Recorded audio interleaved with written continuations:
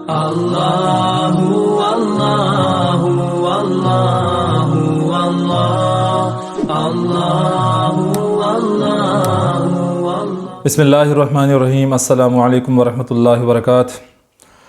پچھلے 2 دنوں سے، بلکہ اب تو 2-3 دن سے زیادہ ہو گئے، 3 دن 4 دن، چوتھا دن ہے آج، جہلم کا مشہور نام نہاد اسکالر محمد علی مرزا وہ منظر سے غائب ہے، کیونکہ اس نے صرف نام ہی سنا تھا مفتی طارق مسعود صاحب دامت برکاتہم العالیہ کا، اور جو ہی مفتی صاحب جہلم پہنچ گئے ویڈیو ریکارڈ کروائی، اسی کے بعد نام نہاد اسکالر محمد علی مرزا منظر سے غائب ہے۔ کیونکہ اس بندے کو معلوم ہے، ہر بندے کو اپنی جو ہے طاقت اور اپنی جو ہے صلاحیت معلوم ہوتی ہے۔ تو میں بھی کہتا ہوں کہ محمد علی مرزا کو معلوم ہے، لوگوں کو تو دھوکہ دیتے ہیں، لیکن اپنے بارے میں خوب جانتا ہے کہ میں کس پانی میں ہوں، اور آیا میں مفتی طارق مسعود صاحب دامت برکاتہم العالیہ کا سامنا کر سکتا ہوں کہ نہیں۔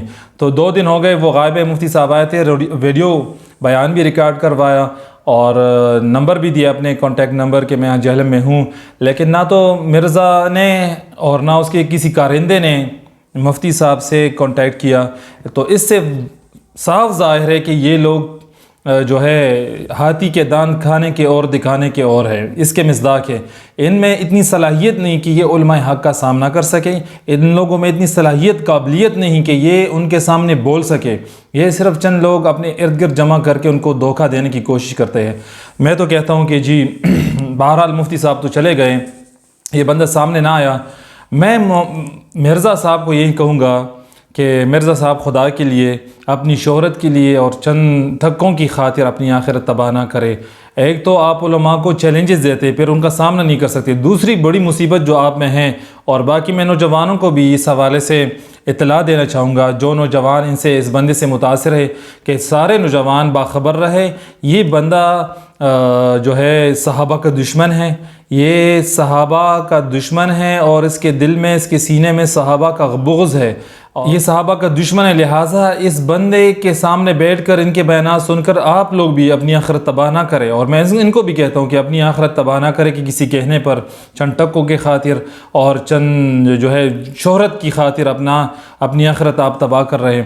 یہ بندہ جو ہے، جس طرح میں نے عرض کیا، یہ بندہ رافضیت کا شکار ہے، یہ فکری انحراف کا شکار ہے، اور اس سے بچے، نوجوان اس سے بچے، بڑے جو ہے اپنی اولاد اس سے بچائے، اپنی نئی نسل اس سے بچائے۔ ہر زمانے میں فتنے ہیں، آج کل بھی بہت زیادہ ہے، اور ان فتنوں میں ایک فتنہ اس بندے کا بھی ہے، یہ بندہ بھی ایک فتنہ ہے۔ تو یہ رافضیت کا شکار ہے۔ یہ امیر معاویہ رضی اللہ تعالیٰ عنہ، جو صحابی رسول ہے، جو کاتب وحی ہے، جو بہت بڑے صحابی ہے، جن کی بہت بڑی خدمات ہے اسلام کے لیے، یہ ان کے خلاف بولتا رہتا ہے، یہ ابو سفیان رضی اللہ عنہ کے خلاف بولتا رہتا ہے، یہ صحابہ کے خلاف بولتا رہتا ہے، اور یہ بھی کہتا ہے کہ میں قیامت کے دن ان کا گریبان پکڑوں گا۔ تو میں اس شخص کو کہتا ہوں، زیادہ کچھ تو نہیں کہوں گا، کہ تو کس منہ سے ان کا گریبان پکڑے گا؟ تو اپنے گریبان میں جان کے دیکھ لے کہ تمہاری حیثیت کیا ہے، تمہاری اوقات کیا ہے، اور تو خود کو سمجھتا کیا ہے۔ الحمدللہ صحابہ کے نام پر مٹنے والے موجود ہیں، وہ تمہارا گریبان پکڑ سکتے ہیں، دنیا میں بھی اور آخرت میں بھی تو ان کے سامنے ذلیل و خوار ہوگا۔ تو ان چیزوں سے بچے، اور میں نوجوانوں کو بھی یہ نصیحت کرتا ہوں کہ اس بندے کے بیانات نہ سنیں، اس سے دور ہٹے، اور بالکل اس سے جو ہے قطع تعلق کرے۔ یہ صحابہ کا بہت بڑا دشمن ہے، یہ کسی کے کہنے پہ جو ہے یہ سب کچھ کر رہا ہے، یہ صحابہ کو مغفور نہیں سمجھتا، حالانکہ وہ سارے جو ہے گناہوں سے محفوظ ہے، اللہ تعالیٰ نے ان کی بخشش کا وعدہ کیا ہے۔ وَكُلًّا وَعَدَ اللَّهُ الْحُسْنَى، یہ ساری آیت اور بہت زیادہ آیات ہیں ان صحابہ کے بارے میں۔ تو بہرحال یہ شخص جو ہے اپنے سامنے کتابیں رکھ کر بخاری، مسلم وغیرہ، اور اس کے حوالے دیتا ہے، ان کتابوں سے حوالے دیتا ہے۔ میں تو یہ کہتا ہوں کہ اس بندے کے حوالے چیک کرنے چاہیے، یہ ان کے حوالے بھی غلط ہوں گے، یا اگر جو ہے یہ لوگ ایسا بھی کرتے ہیں کہ یہ حدیث کے ٹکڑے اٹھا کر لوگوں کو پیش کرتے لوگوں کے سامنے کہ جی یہ حدیث ہے، یہ حدیث ہے، وہ حدیث ہے، لہٰذا ان کی باتیں اکثر غلط ہوتی ہے۔ میں تو یہ بھی کہتا ہوں اور ان کو چیلنج بھی کرتا ہوں۔ ابھی تو استاذ محترم مفتی طارق مسعود صاحب کا نام سنتے ہی یہ بھاگ گئے، حالانکہ اس نے کہا تھا کہ یہ میری کرامت ہوگی کہ وہ نہیں آئیں گے۔ تو کیا ہے، تیری کرامت کیا ہے، تیری کرامت خاک میں مل گئی، تو کیا ہے اور تیری اوقات کیا ہے، تیری کرامت کیا ہوگی، تیری کرامت خاک میں مل گئی۔ ان کا نام سنتے ہی آپ بھی اور آپ کے جو گئے۔ بہرحال یہ بندہ کہتا ہے کہ میرا کسی مسلک سے تعلق نہیں، نہ میں بریلوی ہوں، نہ دیوبندی ہوں، نہ میں اہل حدیث ہوں، تو اس کا مطلب ہے کہ یہ کوئی گمراہ شخص ہے۔ کبھی کہتے ہیں میں کتابی ہوں۔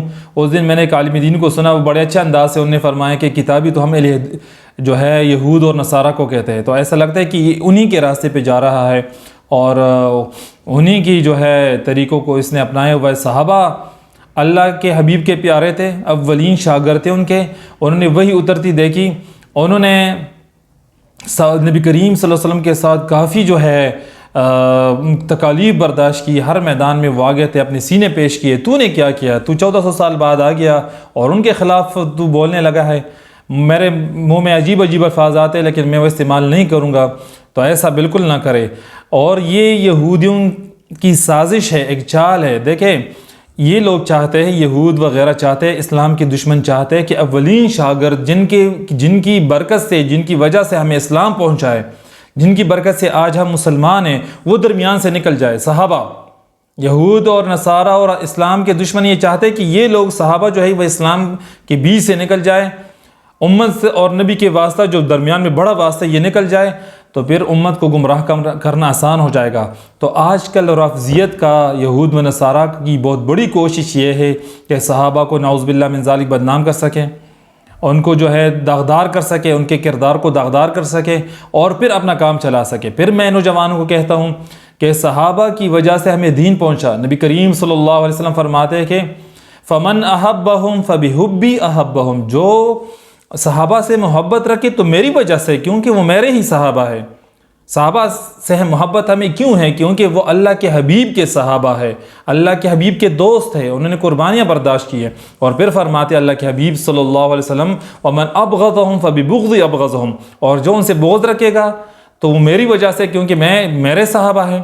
تو اس کا مطلب ہے کہ یہ انجینئر وغیرہ اور قسم کے اور رافضی قسم کے لوگ، اصل میں ان لوگوں کو مسئلہ نبی کریم صلی اللہ علیہ وسلم سے ہے، اس لیے تو نبی کریم صلی اللہ علیہ وسلم کے صحابہ کو یہ داغدار کرنا چاہتے ہیں، ان کو ان کے خلاف یہ جو ہے کہتے رہتے ہیں، بولتے رہتے ہیں۔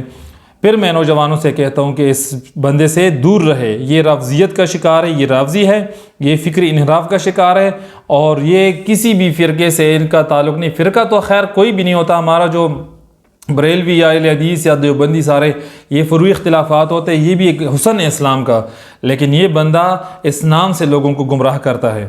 یہ چیلنج بھی دیتا ہے کہ جی کوئی آئے اور مجھ سے بات کرے، اور جب اس سے پہلے بھی کوئی عالم آیا تھا اور اس کی ہمت نہیں تھی کہ ان کے سامنے بیٹھ سکے۔ میں تو یہ کہتا ہوں یہ علماء جو یہ سن رہے ہوں گے ان کو یہ علم ہوگا، مجھے یقین ہے کہ یہ بندہ عبارت تک نہیں پڑھ سکتا، بخاری یا مسلم یا کسی اور سیاست یا کسی بڑی کتاب کی جو ہے عبارت تک یہ نہیں پڑھ سکے گا کسی بھی عالم دین کے سامنے۔